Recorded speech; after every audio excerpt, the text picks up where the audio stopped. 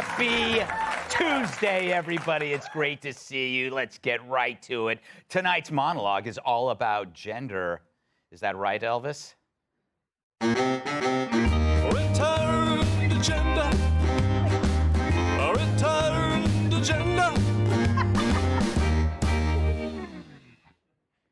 You know, when I suggested, hey, let's play Return to Sender, but as Return to Gender, I expect maybe some verses. Yeah. They literally just sang Return to Gender. That's all they did. Now, I'm not going to say they mailed it in, but I'm going to say they mailed it in. I begin with the curious case of 47-year-old single father Rene Salinas Ramos of Ecuador. Not to be confused with Rene Salinas Ramos of Paraguay. That guy's a real jerk. To gain the upper hand on his vindictive ex-wife in their bitter child custody battle, Rene legally changed his gender to female. Smart. Not just to excuse his lousy driving. A sexist would say. Is it really that funny, Emily? Yes. Good. Yes. But hell, why wouldn't Rene do this? He already has a chick's name.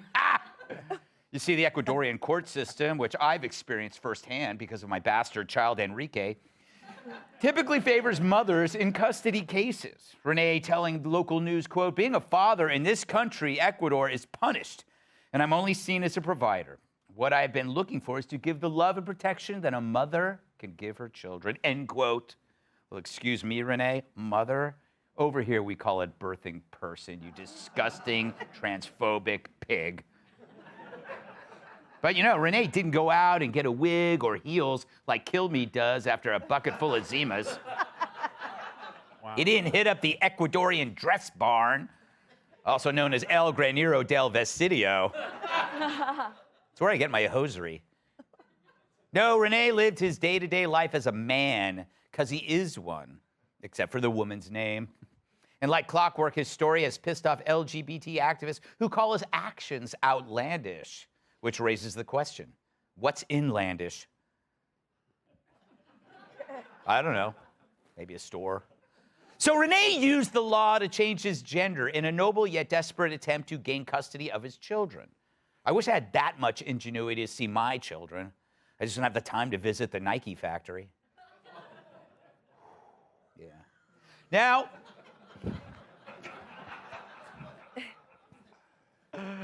they're so cute when they work through the night.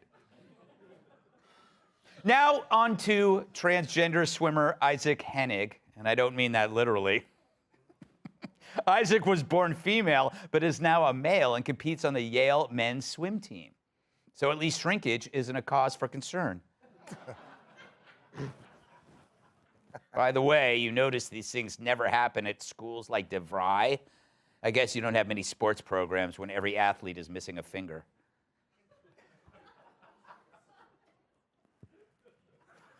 During a recent meet, Isaac came in 79th out of 83 competitors, which would be a triumph if he were CNN, but for a swimmer, it totally sucks.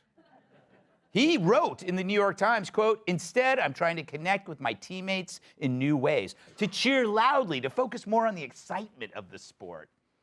Excuse me, but isn't that something called a cheerleader? Yeah. Isaac, I could have saved you a whole lot of time. Wow, yet another sexist would say. But at least Isaac, who was once a woman, now a man, lost to nearly every man. Now, this is very different from swimmer Leah Thomas, who used to be a man but is now a woman and kicks their asses in swimming and in writing her name in snow.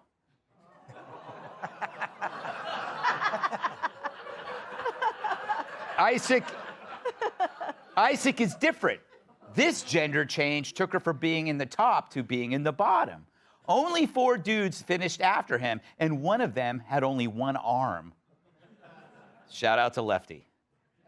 So 2 cases of gender bending, no harm, no foul, right? The Ecuadorian dad wants to see his kids, and perhaps he watched Mrs. Doubtfire too many times, with too many times meaning more than once. And the female-to-male swimmer who isn't trying to fool anyone, and her losses reveal that, so good for her. But these stories of gender make some sense. This final one doesn't. It never does. Get a load of this doll face. He's a convicted sex offender with a sick, perverted history of crimes against children. He also went by Kyle Bailey, but get this, now he's Brandy Wood. Yes, Brandy Wood, proving that criminals use porn star name generators just like the rest of us. Mine happens to be Beefcake Power Lips. But we'll talk about that later. Brandy is awaiting sentencing in a Connecticut men's prison, but of course now identifies as an intersex female and wants to be transferred to a woman's facility. And I'm not talking about Victoria's Secret. Connecticut law includes provisions that give prisoners the right to be jailed in facilities that match their gender identity, which means a rapist may be among women because people who make laws are morons. My advice for the inmates at the women's prison, learn to turn that toothbrush into a shiv, like I did as a kid at fat camp. Period. Let's welcome tonight's guest. The thoughts in his head are so dirty that his own hair ran away. Comedian and co-host of the Jim Norton and Sam Roberts Show on SiriusXM, Jim Norton.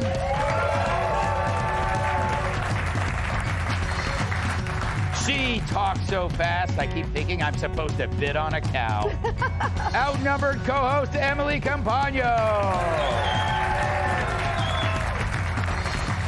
She's never been asked to babysit. Fox News contributor Kat Tim. And finally, when he sits down, his ears pop. My massive sidekick in the NWA World Heavyweight Champion, Tyrus.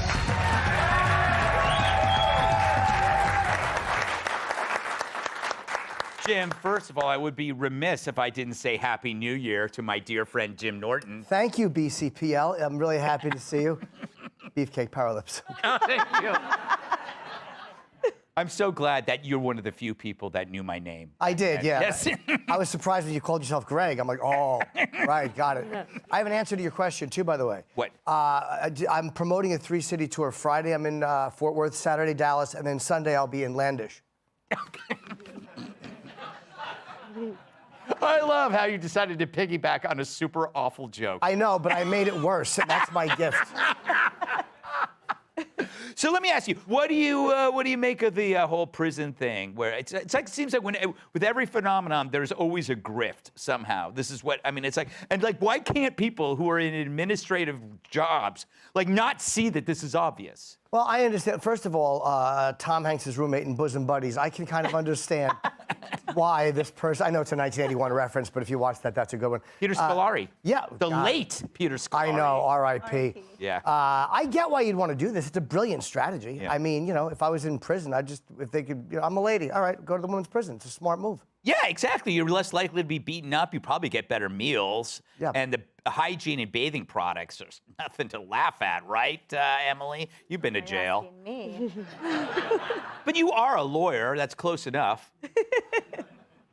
Is that fair? It's what the father doing fair to the mother by changing his gender, but nothing else about himself. I actually like this because there's nothing fair about the justice system that weighs so heavily a gender over everything else. And Ecuador is similar to California in that the presumption to overcome that weight is so strong.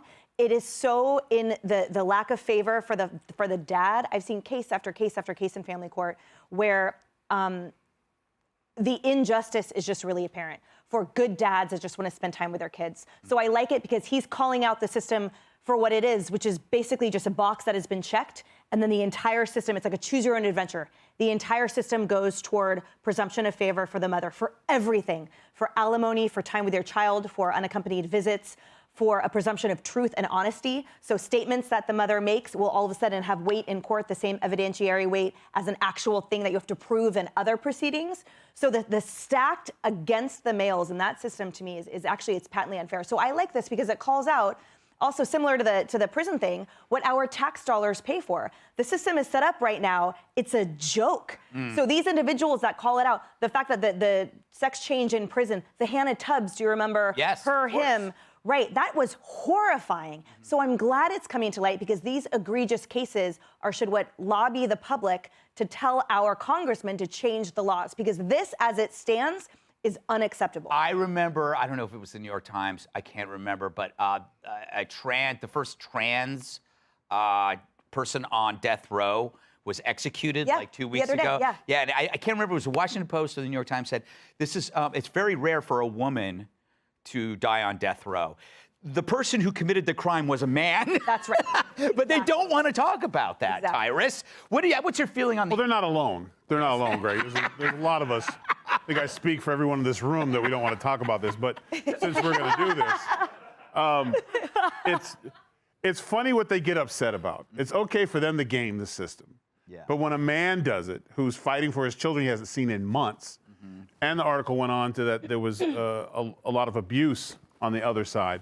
So he's doing, out of desperation, willing to change his gender on his driver's license to try to get a fair shake in court. But you know that once he goes to court, the judge is then going to attack him for trying to game the system, which ultimately he'll end up in the same situation he was in. So for men, they're going to remind them that he's a man who tried to do this to game the system.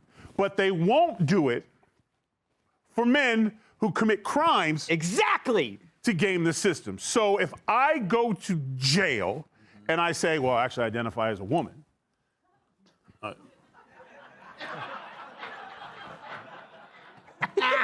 I'm not saying anything. I'm not saying anything. And once I get in there, within 6 to 8 months, it's going to be a whole new meaning to the word gen pop. Yeah. Because it's literally going to be little G's running all over the place. I mean, you're locked up all day.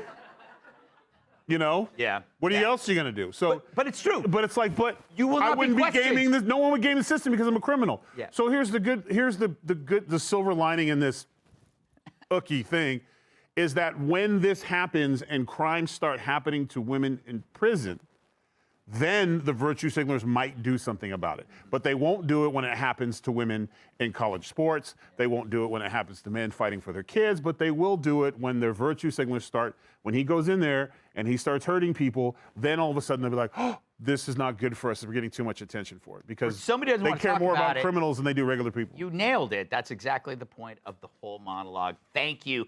Kat, I had no idea that Ecuador is near the equator. Yeah. I didn't. Did you?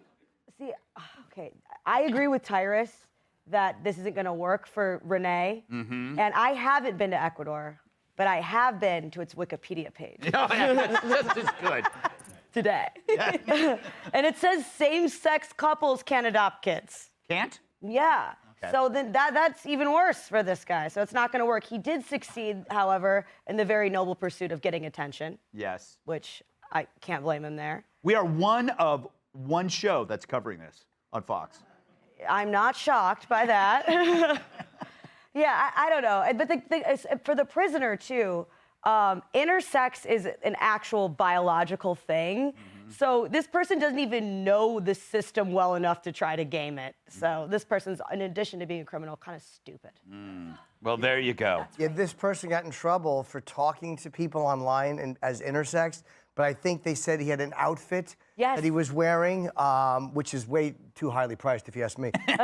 But he would wear an outfit in these like weird little chats to act like he had a penis and a vagina, but it was a weird outfit. Interesting. Did he mention where he got that? Ecuador. He got it in Ecuador. No, I think you can find it inlandish.